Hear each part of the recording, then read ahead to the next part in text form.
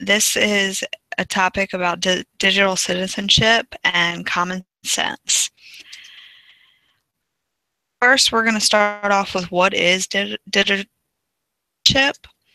It's basically a concept which helps teachers, technology leaders, and parents to understand what students, children, and technology users should know to use technology appropriately.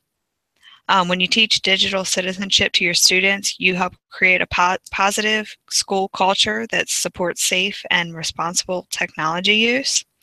Common Sense K-12 digital citizenship program includes comprehensive learning resources for students, teachers, and the family members. It has 65 grade differentiated lesson plans that are based on the research of Dr. Howard Gardner and the Good Play Project at the Harvard Graduate School of Education. And the program addresses real challenges for teachers and students to help schools navigate cyberbullying, internet safety, and other digital dilemmas. Some of the common sense materials, it comes in so many different formats, so you'll always have the resources that you need to help students thrive. It includes lesson plans by grade and subject, lesson plans available as PDFs, iBooks, textbooks, and via Nearpod, student-facing videos, interactive games and assessments, teacher training and support materials, and family education materials across all subjects. It includes scope and sequence, games and interactives, and curriculum tutorials. And some of the topics that included is internet safety, privacy and security, relationships and communication, cyberbullying and digital drama, digital footprints and reputation, self-image and identity, information literacy, and creative credit and copyright. So next we're going to move on to Anna with scope and sequence. Oh, I'm sorry, with Kayla. Okay, so scope and sequence, it's part of the Common Sense website that you go on, and it actually has a ton of different lessons for parents and teachers to use. Students, of course, can go on there as well to use it. It does teach you about digital safety. A great thing about the website is that it's free. The lessons can download to the computer as a PDF, so you can print them as well if you wanted to. You can search using keywords, so if you did find something that you wanted to go back to later on, you're like, oh my gosh, I really don't remember what this is, you can of course search in cyberbullying or something like that, and then you could easily find it through there. There are 3 different languages, English, Spanish, and French, so that is really good for students of different cultures and different ethnicities that can go on and learn the same material as well. Possible uses. You can watch the videos, you could do video discussion guides, which they have them right on the site for you. There is an online assessment, and it connects directly to Nearpod, which is one of the tools that we learned about, the assessment tools in class. Applying it to SAMR, you could substitute to use online lessons instead of informational worksheets on digital safety. And you can have a teacher do a group lesson on online safety instead of having handouts to pass to students to give to their parents at home. It does make it a little bit more interactive, and it makes sure that the students do get that knowledge in class instead of just throwing the worksheet in the trash. You can assess students' knowledge using an end of video discussion or the Nearpod assessment, or you could even make up your own assessment, and you can have students teach their own lesson to other students and break them into groups and teach them about digital safety, and they can teach the class about the digital safety as well. A good tool for students to learn about digital safety is on the Common Sense website. Some constraints, of course, as always, are computer troubles, internet issues, anything like that. So we're going to go ahead and go to student games and interactives with Anna.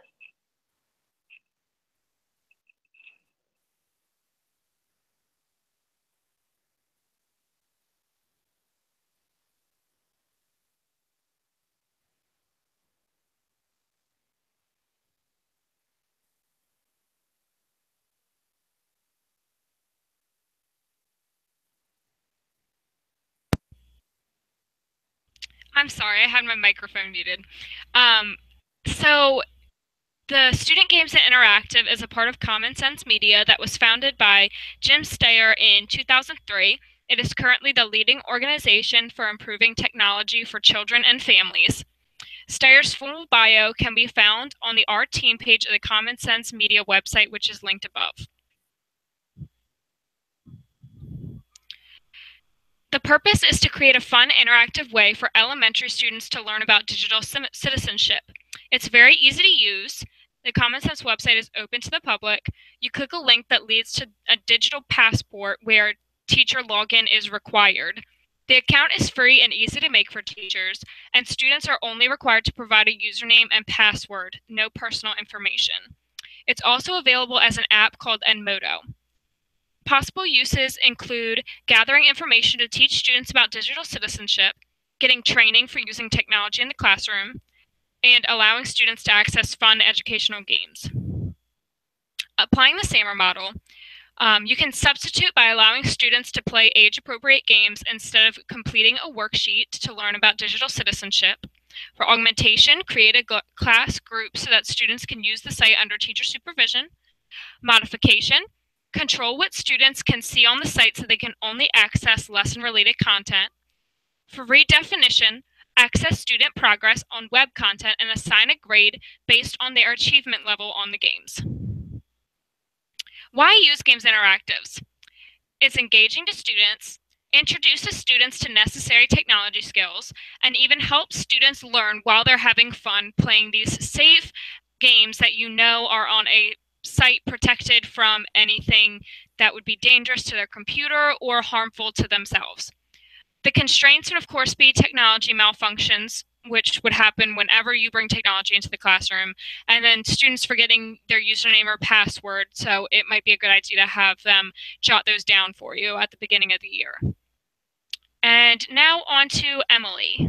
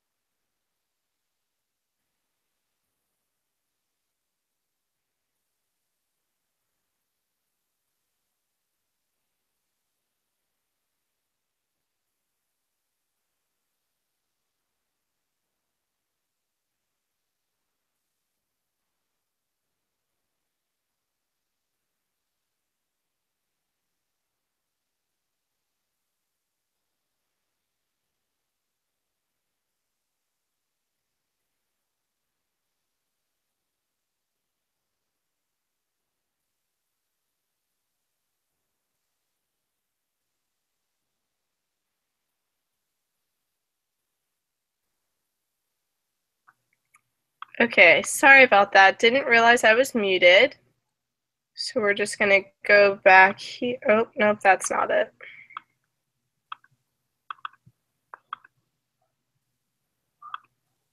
Sorry, guys. Didn't realize I was muted there. We'll just find our way back.